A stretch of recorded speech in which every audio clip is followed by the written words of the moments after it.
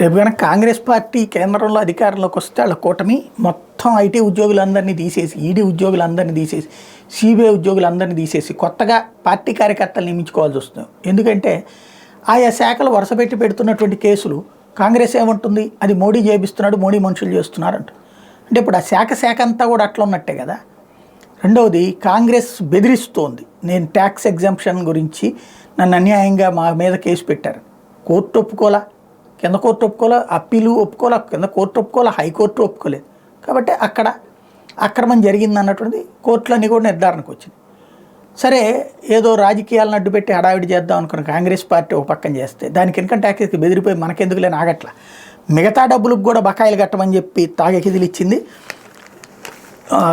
కాంగ్రెస్ పార్టీకి సంబంధించి 2017-18 నుంచి 2020-21 మదింపు సంవత్సరాలకు సంబంధించి పెనాల్టీ వడ్డీలతో కలిపి 1823 కోట్లు చెల్లించాలని శుక్రవారం నోటీసు పంపిన ఆదాయపు పన్ను శాఖ తాజాగా 1744 కోట్లు కట్టాలని ఇంకో తాకీదు పంపినట్టు పార్టీ వర్గాలు చెప్పాయి.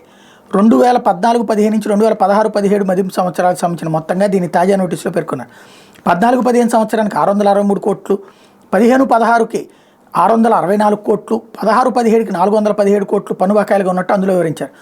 ఆదాయ పన్ను శాఖ జారీ చేసిన 2 నోటీసుల ప్రకారం కాంగ్రెస్ పార్టీ మొత్తం 3567 కోట్లు చెల్లించాల్సి ఉంటుంది. రాజకీయ పార్టీలకు ఇచ్చే పన్ను మినహాయింపు ముగిసినందున కాంగ్రెస్ పార్టీకి చెందిన మొత్తం ఆదాయంపై పన్ను విధించినట్టు నోటీసులు అధికార వర్గాలు తెలిపాయి. పార్టీకి చెందినటువంటి కొందరు నేతల నుంచి విచారణ సంస్థల దాడుల సందర్భంగా స్వాధీనం చేసుకుని డైరీలో ఉన్న థర్డ్ పార్టీ ఎంట్రీల మీద కూడా పన్ను వేసినట్టు వెల్లడించాయి.